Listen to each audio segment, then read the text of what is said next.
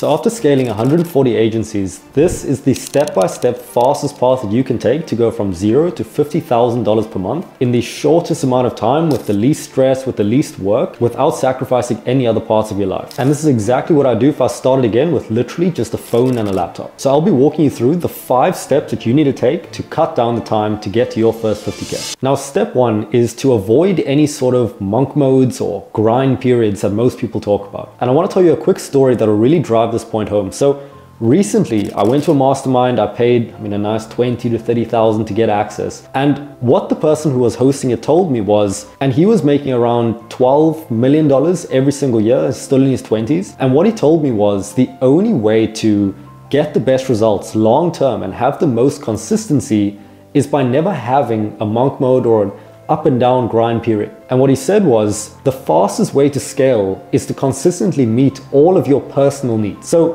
when I was first starting out with my agency, this is around 2020, I was in a period where it was the lockdown, people weren't doing anything, and I decided to just go in one of these monk modes that everyone talks about. And what this looked like was no Instagram, talking to no one, going out never, seeing no friends, seeing no girls, nothing. And I was just in a room working all day, every day. It was like a dungeon. It was dark, and honestly, it was just miserable. Now, in this period, I did make progress, but it just wasn't fun at all. And I would see all these people, online, they would be going out, to be having fun. But in my head, I was thinking, no, if I just do this, I'm gonna make progress faster than everyone else because I'm sacrificing more. But in reality, and looking back on it, I didn't even need to do this. Because if you think about 2 entrepreneurs, imagine one where, they're just in this dungeon all day, they're not getting any sunlight, no exercise, nothing. They just feel lethargic, they feel like dirty and greasy, and they're just doing their work all day. And compare this to someone who is, actively getting sunlight, he's going on walks, he feels good, he's getting in great shape, he's drinking tons of water, he's healthy, and he's just got all this energy, right? He's seeing his friends, so he doesn't feel like he's socially deprived. It's not like he's clubbing every weekend, but he'll see people during the day and just socialize. Compare the two and just think, firstly, besides just enjoying your life, right, which I didn't prioritize at the time, but just think about who would have the best focus, who would have the best energy, who would have the clearest thinking. And based on this, you can just think the entrepreneur who actually meets his needs, who's feeling good, they're going to get further than anyone who's just hunched over in their dungeon. So if I want to scale up as fast as possible, I wouldn't be clubbing, I wouldn't be on Instagram, all these things. But what I would do is make sure that I actually am healthy during the process. I actually am going on walks, I'm getting sunlight, I'm speaking to friends or people, and just avoiding falling into the trap of complete isolation. Now, step 2 is to collect a unit case. Now, a unit case in the startup world is essentially where you've found a situation where you've gotten a client and you've gotten them results. And if I was starting from complete zero, I had no experience, just a phone and a laptop, the first thing that I would do is I would determine what skill I wanted to learn. So this is exactly what I did when I started. I decided, look, I don't really care about a niche. I don't have a passion for dentists or chiropractors. I literally just want to make money and move out, which most people probably do. In the situation, I just thought, look, if I could learn sales, if I could learn how to get bookings, if I could learn how to close deals, it doesn't matter what niche I'm in, it doesn't matter what industry I'm in, I will just always make money. So I decided to go with that. I learned appointment setting. And to do this, I read some books, I learned about sales, I bought some mentorship as well. And I started doing outreach to get my first client on a performance basis. And I was sending messages. It honestly was very, very easy. I was just sending some messages, right? I said, look, I'll help you get like 10 to 30 qualified bookings on a pay and results basis. Open to more info. Like immediately, same day, I got responses. They were like, yeah, 100%. So I would get onto calls with people.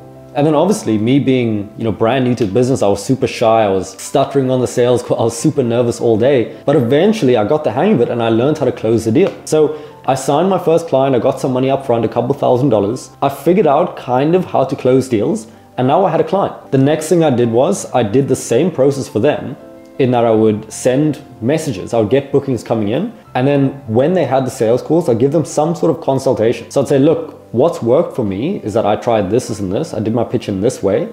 And I think if you did the same, then you could get a similar outcome. And they did, and they got similar outcomes. They got results, they got clients as well. So this was my unit case. This was my indication that I knew what I was doing. So now what this tells me and what it would tell you is that now you have the proof, both for yourself and for the market, that you can acquire more clients. And at this point, there's actually no limit as to how many clients you can sign besides what you can actually manage. Because if I have a way to sign clients and I have this tap that's just bringing in money, bringing in clients, the only thing that's going to make me turn this tap off is if I can't deliver. And this moves me on to step 3, which is applying leverage sooner. Now, I want to tell you a quick story to illustrate what leverage can look like. So when I was running the appointment setting agency, and at this point we were around 30 to 50,000 per month, and we probably had around 10 to 15 clients. And like I was saying, at this time I had one core team member. He was managing the clients and he was just doing the campaigns. And at this point I was managing the sales calls, I was managing getting more bookings in, posting content and speaking to the clients. And what we thought about was, look, he's running the campaigns. What if he just did the client support as well, right? So answering the questions, because he's running the campaigns, he might as well just answer the questions on it. So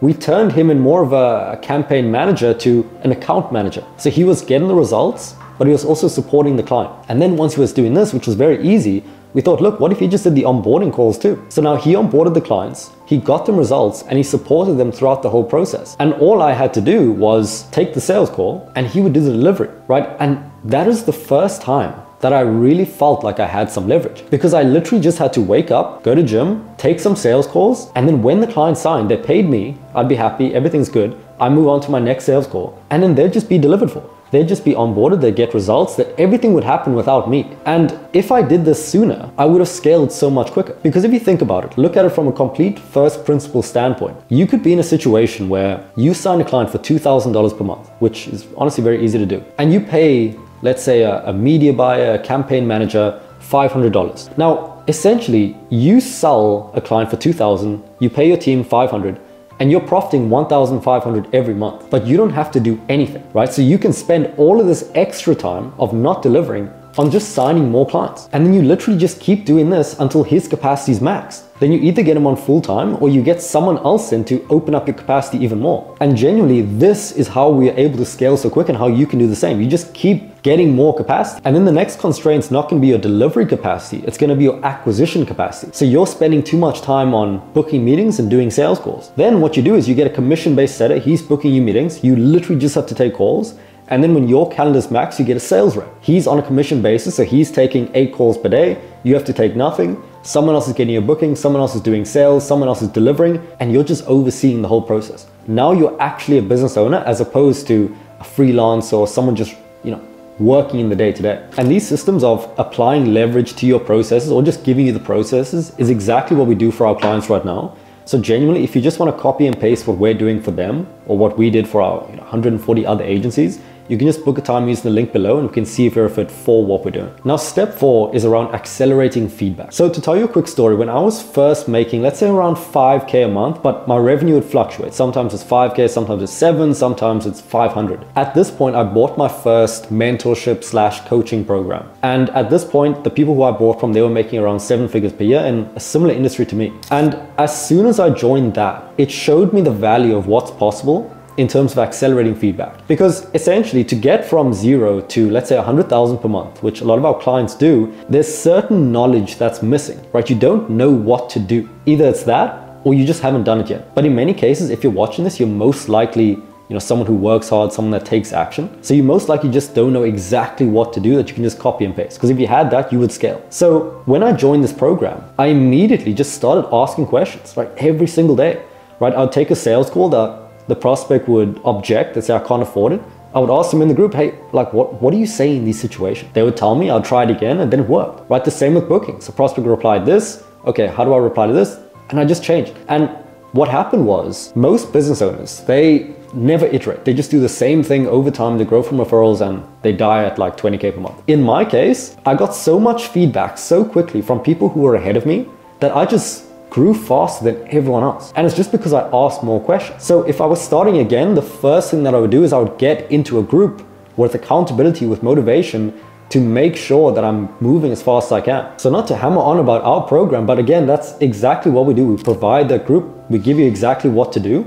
And this is just gonna motivate you because you're around other people doing the same thing. And this is how you can really just scale rapidly. And step 5 is around operationalization. Now, it may sound like some unnecessarily complex word, but I promise you, it's literally just the idea of putting operations in place. Now, operations are the actions needed to be taken to get to the 50K. And to explain this, I just want to mention that I was reading a book about, wealth creation, about some billionaire, honestly. And what he was saying is that the goal of all of this, right, what we're doing here, we're starting business, we're making money. The goal isn't cash. The goal is wealth. And he defines wealth as having machines that earn while you sleep, right? And what that means is that we're looking to build a self-sustaining, self-growing asset slash system that just makes you money without you having to do anything. So what I wish I knew at the start was that perspective, that I'm not looking to build myself a job where I'm just like freelancing and talking to clients and doing sales calls and doing everything. My goal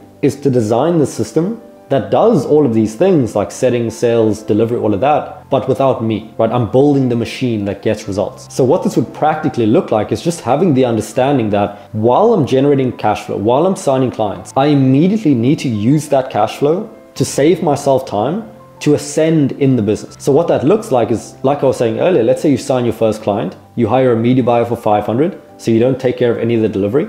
You spend all that time on acquisition. So you're spending all day booking meetings, doing sales, then you delegate setting. Now you're just doing sales. Now you have too much capacity in your calendar. Now you graduate. And essentially now you've gone from freelancer to manager. You're managing delivery, you're managing sales, you're managing setting. And then eventually you'll get a setter manager and you manage them who manages the setting team.